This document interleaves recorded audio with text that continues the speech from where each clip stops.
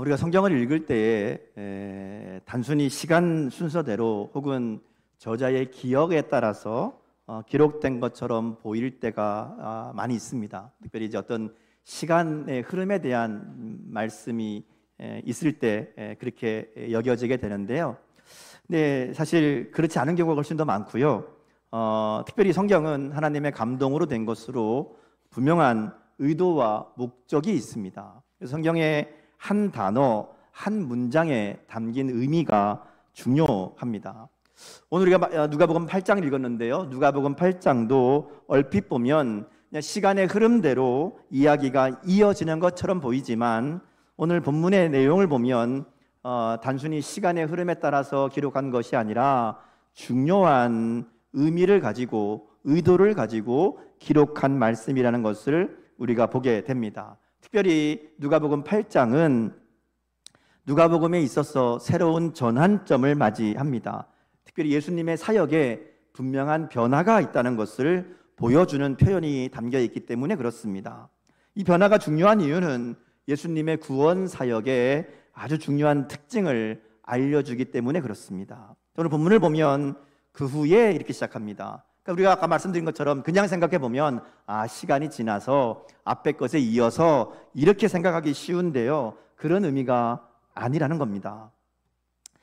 이 8장은 앞에 나와 있던 4장부터 7장까지 진행되었던 예수님의 첫 번째 공생애에 대한 정리이자 새로운 분위기, 새로운 국면이 시작되었다는 것을 이야기하는 그런 구절입니다. 우리 본문 1절을 다시 한번 같이 읽겠습니다. 자, 시작. 그 후에 예수께서 각 성과 마을에 두루 다니시며 하나님의 나라를 선포하시며 그 복음을 전하실새 12제자가 함께 하였고. 자, 이거 보면 예수님의 사역을 이 누가복음이 정리합니다. 그동안 앞에서 예수님이 공생애가 4장부터 시작했거든요.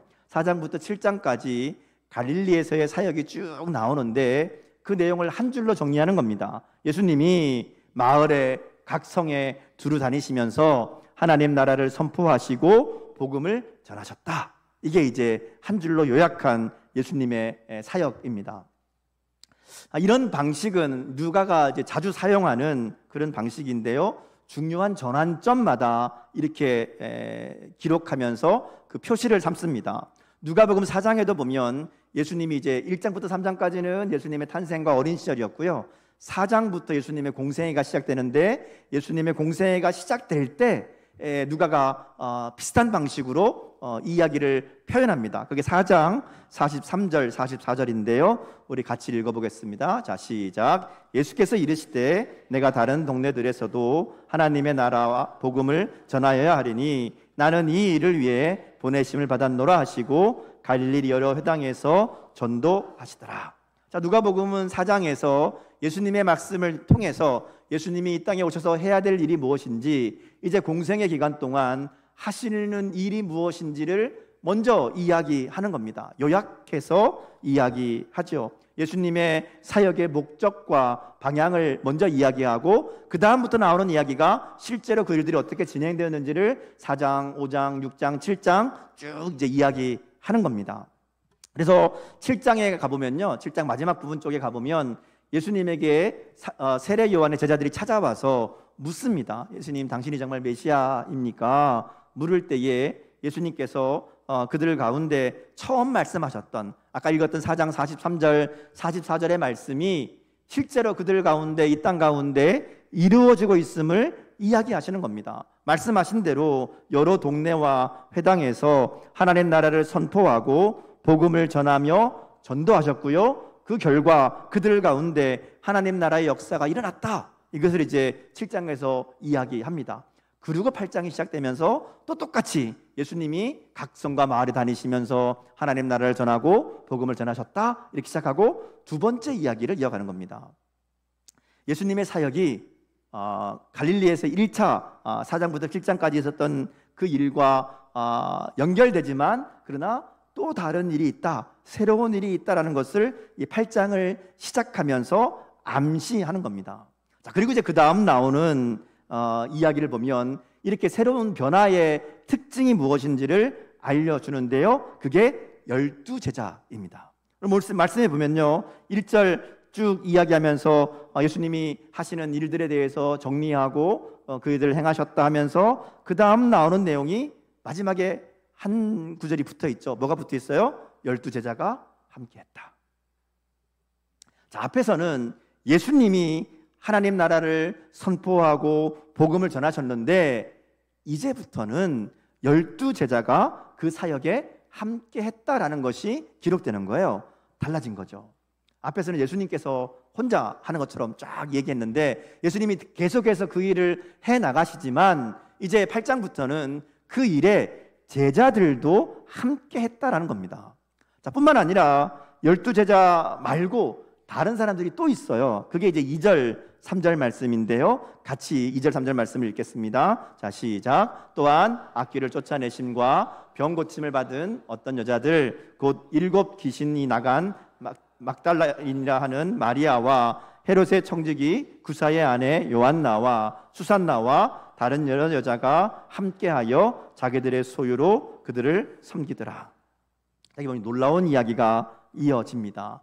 12 제자가 나오는 것도 굉장히 놀라운 일이죠. 사실 예수님이 하나님 나라를 선포하고 복음을 전하셨다 이 얘기하면서 12 제자도 같이 했다 이렇게 얘기하는 것은 굉장히 특별한 표현이고요, 은혜입니다. 자, 그런데 여기 보면 또 다른 사람들이 나오는데 여자들이에요. 별로 놀라지 않으시는군요. 워낙 요즘 여자들이 많아서 교회에 여자들이 더 주가 되지만 예수님 당시의 여자들은 여러분 아시는 것처럼 사람도 아니었습니다. 사람 취급도 못 받는 그런 존재들이었다는 거죠.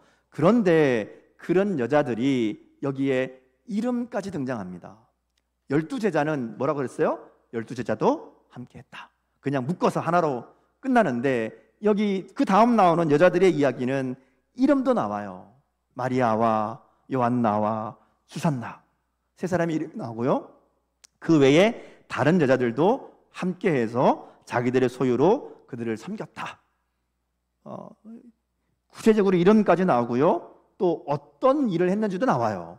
예수님의 12 제자들은 그냥 함께 했다 뭐 이러고 끝나잖아요. 근데 이제 여자들은 그들이 자기들의 소유를 가지고 그들을 섬겼다, 이렇게 구체적으로 자세하게 이야기합니다. 말하자면 12 제자보다 더 큰 비중으로 예수님의 사역에 함께 했다는 의미입니다. 여러분, 실제로 예수님이 십자가를 지시고 부활하시는 그 자리를 끝까지 따라갔던 사람들은 12 제자가 아닙니다. 누구였어요? 오늘 본문에 나온 여자들이었어요. 이 세 사람을 비롯한 다른 여자들, 그들이 예수님이 걸어가신 십자가의 길, 그리고 부활의 현장까지 끝까지 쫓아갔던 사람들이 바로 이 여자들이었다는 겁니다. 그리고 이 여자들이 누가복음 후반부에 보면 그래서 굉장히 중요한 역할을 감당하게 되는 겁니다. 어쨌든 이어지는 내용을 보면요, 이 분위기가 그래서 좀 달라집니다. 이전까지는 예수님이 혼자 선포하시는, 혼자 행하시는 그런 분위기였다면 이제부터는 제자들이 함께 하는데 제자들이 함께 했다라는 말을 하면서 예수님이 하시는 사역이 조금 달라져요. 어떤 내용이 달라지는가 하면 오늘 본문을 시작으로 해서 예수님의 가르치심이 비유로 나타나기 시작합니다. 이전까지는 누구나 들을 수 있는 가르침이었어요. 그냥 들으면 다 아는 이야기, 바로 직접적으로 하시는 이야기였는데 이제 오늘 말씀에 나오는 것처럼 이 말씀의 가르치심의 방법이 비유가 들어가기 시작합니다. 비유는요, 여러분 이야기를 들어보면 무슨 얘기인지 다 알아요. 여러분 씨 뿌리는 오늘 비유 나오는데, 씨 뿌리는 사람이 씨를 뿌렸는데 길가에 뿌려진 씨는 싹이 안 나서 없어져 버렸고 새가 먹어버렸고, 돌밭에 뿌려진 씨는 나긴 났는데 말라버렸고, 가시밭에 뿌려진 씨는 좀 자라는 것 같더니 가시에 가려서 죽어버렸고, 좋은 밭에 뿌려진 씨만 열매를 맺었다. 뭐 다 아는 얘기잖아요. 여러분 다 이해할 수 있는 얘기잖아요. 우리 농사를 안 지어도 이 상황이 무슨 상황인지를 압니다. 근데 문제는 예수님이 이 얘기를 왜 하시는가? 이걸 모르는 거예요.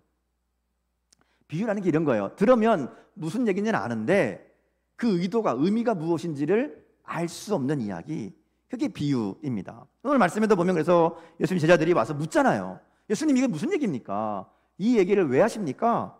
그 의미가 뭡니까? 이렇게 와서 물어본단 말이죠.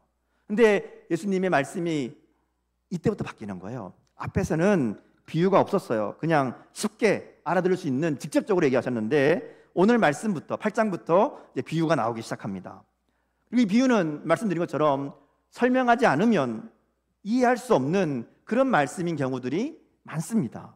자, 그럼 왜 예수님이 갑자기 비유로 얘기하셨을까?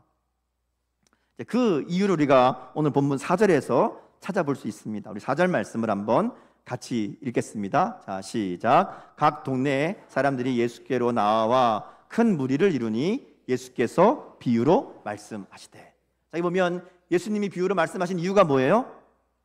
사람이 많이 와서 그런 거예요. 큰 무리가 모였기 때문에 예수님이 비유로 말씀하셨다. 자, 이 얘기는 예수님의 사역에 제자들이 함께 했다는 것과 연결됩니다. 예수님에게는 많은 사람이 모이는 게 중요한 게 아닙니다. 예수님의 말씀을 알아듣고 따르는 제자들이 중요하다는 것이죠. 그 제자들을 통해서 예수님의 사역을 이루어 가신다라는 겁니다. 이 자리에 찾아온 큰 무리들, 많은 사람들은 많이 모이긴 모였는데 마음은 다 다른 거예요. 여러 가지 이유로 온 겁니다. 어떤 사람은 예수님 소문나니까 야, 예수님 뭐 신기한 일을 하신다더라, 구경하러 가보자. 예수님께 가면 뭐 먹을 게 생긴다더라, 병이 낫는다더라, 한번 가보자. 뭔가 얻을 거 있는가, 우리도 한번 나가보자. 뭐 이렇게. 혹은 아무 생각 없이 사람들이 많이 가니까 나도 한번 가볼까, 심심한데. 그리고 따라온 사람도 있었을 거라는 것이죠. 예수님이 이렇게 많이 모인 사람들을 보면서 하시는 얘기가, 비유로 쭉 얘기하신 다음에 뭐라 그래요? 들을 귀 있는 자는 들을지어다, 이렇게 외치셨다, 이렇게 나와요. 그냥 말한 것도 아니고 외쳤다는 거예요. 분명하게 강하게 말씀하셨다라는 겁니다. 그들 중에 들을 귀 있는 자를 말씀하는 겁니다. 그러니까 무조건 많이 모이는 게 중요한 게 아니고요, 제대로 듣는 자가 필요하다. 예수님은 그런 사람들을 찾고 계셨다라는 겁니다. 그래서 이어지는 말씀을 보면 이 비유로 말씀하시는 그 제자들이 이해를 못해서 묻죠. 예수님, 이게 무슨 얘기입니까? 물으니까 예수님 제자들에게 이상한 이야기를 해요. 우리 10절 말씀을 한번 같이 읽겠습니다. 자, 10절. 자, 시작.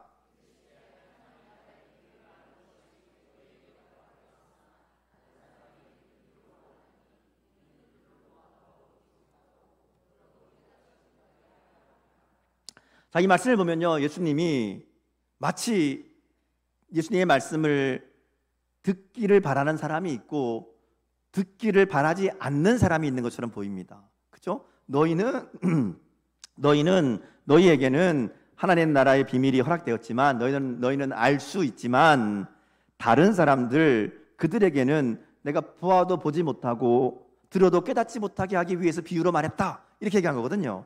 그러니까 들어도 모르게 하려고, 깨닫지 못하게 하려고 비유로 말했다, 이렇게 말씀하시는 겁니다. 이 말씀은 비유를 통해 말하는 이유가 들을 귀 있는 사람만 듣게 하시겠다는 의미입니다. 자, 누구나 하나님 말씀을 들을 수 있지만 모두가 다 하나님 나라의 비밀을 아는 게 아니라는 겁니다. 오늘 주님 말씀하시는 4가지 땅에 떨어진 씨의 비유가 바로 이거 이야기하는 거잖아요. 다 씨가 떨어지지만 다 열매 맺는 게 아니다, 그 얘기하는 겁니다. 다 듣지만 다 하나님 나라를 아는 게 아니다라는 것이죠.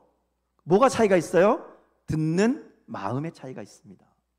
밭이 다른 것처럼 듣는 사람의 마음과 태도, 듣는 사람의 반응에 달려 있다는 겁니다. 이게 씨 뿌리는 비유의 핵심이잖아요. 그러니까 이제부터 주님을 따르는 자들, 주님의 제자들이라고 말하는 사람들은 어떤 사람이어야 되는지 예수님이 이 비유를 통해서 알려주시는 겁니다.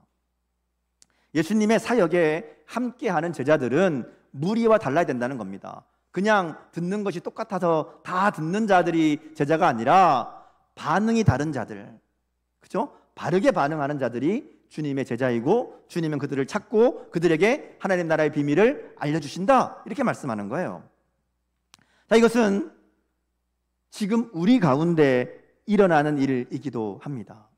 오늘 우리들에게도 하나님의 말씀이 들려집니다. 예수님이 설명해 주신 것처럼 씨는 하나님의 말씀이잖아요. 그 씨가 떨어지는 땅은 말씀을 듣는 사람입니다. 오늘 지금 이 순간도 하나님의 말씀이 떨어지고 있고요, 여러분의 마음이 그걸 받고 있어요. 자, 그런데 듣는 사람에 따라서 전혀 다른 결과가 일어난다라는 겁니다.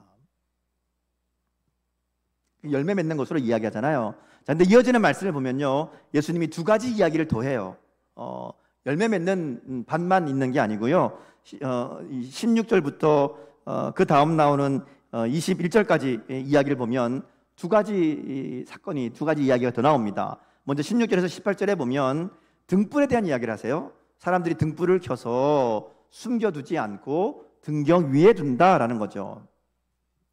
잘 보이는 곳에 둔다는 말입니다. 그래야 빛이 비추고 어둠이 밝아지잖아요. 근데 마찬가지라는 거예요. 예수님의 말씀이 우리 가운데, 우리 안에 들려지면, 우리 마음에 떨어지면 열매를 맺는데, 열매를 맺는 것이 마치 등불을 밝히는 것처럼 드러나게 된다라는 겁니다. 정말 하나님의 말씀을 제대로 받은 마음이라면, 그러면 그 삶에 등불이 보이듯이 빛이 드러난다는 거예요. 우리 마음에 하나님의 말씀이 들어와서 내가 그 말씀을 믿음으로 받고 그 말씀에 열매를 맺는 삶을 산다는 것은 그냥 나만 아는 게 아니라 밖으로 밝히 드러난다는 겁니다. 우리의 말과 삶을 통해서 빛이 보이듯이 드러나는 것, 그게 열매 맺는 삶이고 말씀을 듣는 자의 모습이라는 겁니다. 다시 말하면 우리의 신앙과 삶에 있어서 빛이 비치는 것처럼 분명하게 달라지는 모습이 보이지 않는다면 예수님의 말씀이 우리 마음 가운데 제대로 떨어졌다, 제대로 열매 맺었다 말할 수 없다는 겁니다. 우리의 삶 가운데 빛으로 드러나듯이 말씀이, 하나님을 따르는 삶이 나타나지 않는 삶은 말하자면 그게 길가 같은 밭이든지 돌짝 같은 밭이든지 가시밭 같은 밭이다, 이 얘기가 되는 겁니다. 예수님 분명히 말씀하시잖아요. 들려지는 말씀에 문제가 없습니다. 듣는 마음이 문제예요. 그러니까 우리가 말씀을 듣는 우리 마음을 돌아봐야 됩니다. 18절에 보면 예수님이 그렇게 얘기했잖아요. 너희가 어떻게 듣는지 스스로 돌아봐라. 너희 어떻게 말씀을 듣고 있냐? 이렇게 이제 질문하는 겁니다. 또 한 가지 이야기는 이어지는 19절에서 21절까지의 말씀인데요. 예수님을 찾아온 가족들이 있었습니다. 예수님 가족들이 예수님 찾아오잖아요. 예수님이 그 자신을 가족들이 찾아왔다라는 이야기를 들으시면서 하는 이야기가 뭔가 하면 내 가족은 하나님 나라의 말씀을 듣고 행하는 자들이다, 이렇게 말씀하세요. 오늘 새벽에 말씀드렸지만 이게 예수님이 가족을 부인했다, 거부했다 이런 얘기가 아니에요. 하나님 나라의 공동체가 되려면 말씀을 듣고 행하는 자들이 되어야 된다는 겁니다. 오늘 본문에 나온 얘기로 하면 좋은 밭이 되어서 열매 맺는 삶, 빛을 드러내는 그런 삶이 되어야, 그래야 정말 하나님의 자녀이고 하나님의 가족이라고 말할 수 있다라는 겁니다. 말씀을 듣고 지켜 행하지 않는 자는 하나님 나라의 비밀을 안다고 말할 수 없고 하나님 나라의 가족이라고 말할 수 없다라는 겁니다. 그래서 잘 들어라. 들을 게 있는 자는 들어라. 잘 들으라는 거예요. 그럼 잘 듣는 게 뭐냐? 그게 이제 오늘 비유로 말씀하시는 내용이에요. 잘 듣는다는 게 뭐냐? 말씀을 잘 듣는다는 것은 그 말씀을 듣고 지켜 행해서 열매 맺는 거다. 결과가 있고 결실이 있고 변화가 있는 거다. 이렇게 말씀합니다. 워낙 잘 아시는 비유이기 때문에 제가 하나하나 설명하지는 않겠습니다. 이 내용을 간단하게 정리해 보면 네 가지 밭이 있지만 사실은 두 가지예요. 열매 맺는 밭이 있고 열매 맺지 못하는 밭이 있다. 열매 맺지 못하는 밭은 그 가운데 우리가 경계해야 될 잘못된 것들이 있다는 거죠. 그래서 우리가 경계해야 될 것들이 있고 또 열심히 해야 될 것도 있다. 두 가지를 이야기하는 겁니다. 그럼 경계해야 될 게 뭐냐? 세 가지 밭이 나왔잖아요. 길가, 돌짝, 가시밭. 이 세 가지 밭을 통해서 우리가 발견하게 되는 열매 맺는 삶을 살기 위해서 우리가 경계해야 되는 것들은, 첫 번째는요, 하나님 말씀에 무관심하지 말아야 된다는 겁니다. 우리가 신앙생활을 하면서 말씀을 가까이 하지 않고 말씀에 관심이 없다면 사실 믿는다고 말할 수 없잖아요. 성경을 하나님 말씀이라고 말하면서 하나님 말씀에 관심이 없다, 그럼 하나님께 관심이 없는 거고요. 하나님 믿는다고 말할 수 없습니다. 또 하나님의 말씀을 읽고 듣기는 하는데 그냥 읽고 듣는 것으로 끝나면 그것도 마찬가지예요. 왜 듣고 있는지 이유가 불명확하면, 읽고 듣는 것으로 끝나버리면 그것이 아무 의미가 없다는 것이죠. 마치 길가에 떨어진 씨처럼 이 마음에 들어오지 못한다라는 겁니다. 깊이 생각하지 않고 말씀을 내 삶에 적용하려고 하지 않으면, 그 말씀을 듣고도 무관심하게 내버려 두면 어떻게 한다 그랬어요? 새가 와서 먹어버린다. 예수님 뭐라 그래요? 그거를 마귀가 가져간다 이렇게 하잖아요. 말씀이 없어져 버리는 겁니다. 말씀과 상관없는 삶, 하나님과 상관없는 삶을 믿음의 삶이라고 말할 수 없고요, 하나님 믿는다고 말할 수 없다는 것이죠. 그리고 우리가 말씀에 관심을 가져야 됩니다. 성경을 하나님 말씀으로 믿고 사모하는 마음으로 하나님 말씀을 듣기 위해서, 알기 위해서 말씀을 읽고 들을 때, 그리고 그 말씀을 내 삶과 연결해서 나에게 주시는 말씀으로 읽고 들을 때 거기에 열매 맺는 그 마음, 그 밭이 된다라는 것이죠. 두 번째는 말씀에 순종하다가 당하는 고난을 두려워하거나 피하지 말아야 된다 이렇게 얘기합니다. 말씀대로 살려고 결단하면 어려움을 만날 수밖에 없습니다. 우리가 이 땅에 살기 때문에 이 세상 속에서 말씀대로 살겠다 결단하면 꼭 그 불편하고 어려운 일이 생기기 마련입니다. 그런데 그런 어려움은 싫어하고 그저 편하고 쉬운 것만, 평안과 복만 바라며 주님을 따른다면 그런 삶에는 변화가 일어나지 않는다라는 겁니다. 열매가 없다는 거예요. 말씀대로 순종하지 않으니까 변화가 없고요, 변화가 없으니까 신앙생활이 하나도 안 기쁩니다. 즐겁지 않습니다. 그런데 조금만 문제가 생겨도, 조금만 어려움이 생겨도 신앙을 포기해 버린다는 것이죠. 그래서 말씀대로 살다가 만나는 어려움을 두려워하지 말아야 됩니다. 결단하고 순종하고 어려워도 힘들어도 그 일들을 해나가는 그런 결단이 있어야 된다는 것이죠. 그러면 주님께서 함께 하시고 이겨내게 하신다라는 겁니다. 자, 세 번째, 열매 맺는 신앙이 되기 위해서는요, 적당히 따르면 안 됩니다. 주님을 따르는 참된 제자가 되기 위해서는 모든 것을 버리고 전적으로 주님을 따르는 순종이 필요하다라는 것이죠. 적당히 내가 하고 싶은 것 하면서 주님을 따를 수 없다라는 겁니다. 예수님이 이 주님을 따르지 못하게 방해하는 두 가지를 이야기합니다. 하나는 세상의 염려, 그리고 또 하나는 재물의 유혹, 이렇게 얘기해요. 예수님을 믿고 따르기는 하는데 삶의 우선순위가 잘못됐다는 거예요. 예수님도 믿고 재물도 얻고 싶어하고, 예수님도 믿고 세상에서도 성공하고 싶어하고 잘 되고 싶어하고, 이 두 마음이 있다는 겁니다.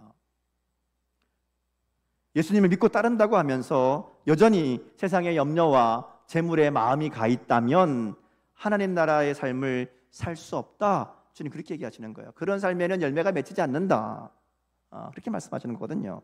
자, 그럼 어떻게 하면 열매 맺는 삶, 주님을 따르는 삶을 살 수 있다고 말씀하시는가? 15절 말씀 같이 보겠습니다. 자, 15절 같이 읽습니다. 시작. 좋은 땅에 있다는 것은 착하고 좋은 마음으로 말씀을 듣고 지키어 인내로 결실하는 자니라. 여기 보면 두 가지를 얘기해요. 착하고 좋은 마음으로 말씀을 듣고 지킨다. 이건 이제 앞에 나왔던 세 가지를 생각하시면 돼요. 경계해야 될 것들 세 가지를 잘 우리가 경계하고 지키는 마음이라고 할 수 있습니다. 그 말씀에 관심을 가지고 말씀을 진지하게 하나님의 말씀으로 듣는 것이고요, 말씀대로 살려는 순종과 결단이 있는 삶을 이야기하는 것이고요, 주님 말씀, 하나님을 가장 우선순위에 두고 가장 우선하는 삶을 사는 것을 말합니다. 그게 착하고 좋은 마음이라고 할 수 있어요. 그 마음으로 말씀을 듣고 지켜 행하는 삶을 살면 열매를 맺을 수 있다는 겁니다. 또 한 가지는 열매를 맺는 삶에는 인내가 필요하다, 이렇게 얘기합니다. 왜 그렇죠? 여러분 앞에 나오는 것처럼 착하고 좋은 마음으로 정말 말씀을 사모하면서 말씀을 읽고 묵상하고 또 말씀대로 살려고 결단하고 노력하고 순종하고 힘들고 어려워도 참고 견디고, 그렇게 정말 주님 말씀을 가장 우선에 두고 내가 살아간다고 해도 우리의 삶에 뭔가 특별한 일이 일어나지 않을 때도 있다는 겁니다. 내 삶이 특별하게 변화되지 않을 때도 있다는 거예요. 금방 달라지고 금방 변화되고 열매 맺히는 게 아니라는 겁니다. 여러분 해보셔서 알잖아요. 열심히 은혜 받고 결단하고 시작하는데 좀 지나면 다시 제자리로 가 있어요. 정말 열심히 한다고 하는데 또 지나고 보면 여전히 그 자리인 것 같아요. 그럴 때가 얼마나 많습니까? 그런데 그러더라도 더디 보이고 눈에 보이는 게 달라진 것이 없는 것처럼 보인다 할지라도 포기하지 말고 참고 견디고 끝까지 그 마음을 지키는 것이 중요하다. 그래서 뭐로요? 인내로 열매 맺는다라고 말씀하시는 거예요. 자, 이렇게 좋은 마음, 착한 마음으로 인내함으로 말씀을 따라 살아갈 때 열매를 맺는데요, 이 열매를 맺는 자들에게 주시는 복이 있습니다. 오늘 본문에 나오는 제자들, 그리고 이 여자들이 바로 그 복을 누린 사람들이라고 할 수 있어요. 주님 말씀을 듣고 말씀대로 순종하며 따랐던 자들은 하나님 나라의 주님의 사역에 함께 동참하는, 주님과 함께 하나님 나라를 세워가는 복을 누리게 되는 겁니다. 이어지는 누가복음 9장, 10장에 보면 이 얘기들이 많이 나와요. 9장에 보면 예수님이 제자들을 세상으로 보내십니다. 그러면서 그들에게 능력과 권위를 주시면서 하나님 나라를 선포하게 하세요. 예수님처럼 나가서 막 복음 전하는 거예요. 10장에 보면 70명을 세워서 또 이렇게 보내십니다. 그들에게 능력을 주시고 병도 고치고 귀신도 쫓아내고 하나님 나라를 전파하는 자들로 보내시거든요. 오늘 우리가 바로 그렇게 주님 말씀 앞에 서 있다는 겁니다. 주님 말씀을 듣고 열매 맺는 삶으로 주님과 함께 그렇게 주님의 능력, 주님 주시는 힘을 가지고 이 땅 가운데 하나님 나라를 세우는 사람으로 그런 감격 가운데 살아갈 것인지, 아니면 말씀을 듣기는 하는데 열매 없이, 변화 없이 그저 주님을 따라다녔던 무리 중에 하나의 삶으로 끝나고 말지, 오늘 그 선택이 우리에게 달려있다라는 겁니다. 주님은 우리를 그 열매 맺는 삶으로, 그래서 주님과 함께하는 제자의 삶으로 초청하시는 거예요. 그래서 들을 귀 있는 자는 들으라고 외치시는 겁니다. 야, 제발 좀 듣고 와라, 나랑 같이 하자, 이렇게 초청하시는 거예요. 너의 귀를 열고 마음을 열고 주님을 따르는, 주님의 말씀을 듣고 지키는 자들이 되라고, 그렇게 주님 말씀을 듣고 주님을 따르는 자들에게는 100배의 열매가 있다고 그렇게 말씀하시는 겁니다. 오늘 말씀을 통해서 나는 착하고 좋은 마음으로 말씀을 듣고 지키고 인내로 열매 맺고 있는지, 그래서 주님 나라와 교회를 위해 하나님과 동역하는, 주님과 함께하는 그 복을 누리고 살고 있는지 우리의 삶을 한번 돌아볼 수 있기를 바랍니다. 누가복음 10장에 보면요, 이 보냄받았던 70명의 사람들이 주님의 이름으로 행하고 주님의 이름으로 능력을 막 베푼 다음에 돌아와서 기뻐하며 막 이야기합니다. 야, 주님, 우리가 갔더니 이런 일들이 일어났습니다. 주님이 그때 그들에게 그런 얘기하세요. 너희 이름이 하늘에 기록된 것으로 기뻐하라. 우리가 주님 말씀을 따라 순종하는 삶을 살아가고 말씀을 착하고 좋은 마음으로 듣고 지켜 행해서 열매 맺는 삶을 살아가고요, 그래서 그런 삶을 통해서 하나님 나라의 일꾼으로, 하나님 주님의 참된 제자로 그렇게 하나님 나라를 함께 세워가는 사람으로 쓰임받을 때 우리에게 주시는 기쁨이 있다는 겁니다. 하나님 나라의, 하나님의 자녀가 된 그 기쁨이 있는 것이고요, 이 땅에서 주님 주시는 능력으로 이 땅의 삶들을 이기며 승리하는 그 기쁨을 주신다라는 겁니다. 그게 주님을 따르는 자들에게 주시는 하나님의 은혜, 복이라는 것을 누가복음 9장, 10장을 통해서 보게 된다는 것이죠. 오늘 우리가 바로 그와 같은 은혜와 복을 누리는 삶이 될 수 있기를 주님의 이름으로 축복합니다. 그리고 그런 열매 맺는 삶으로 주님께 쓰임받기 위해서 말씀 앞에 우리의 마음과 삶을 다시 한번 새롭게 결단하는 그런 저 여러분 될 수 있기를 주님의 이름으로 축복합니다. 기도하겠습니다.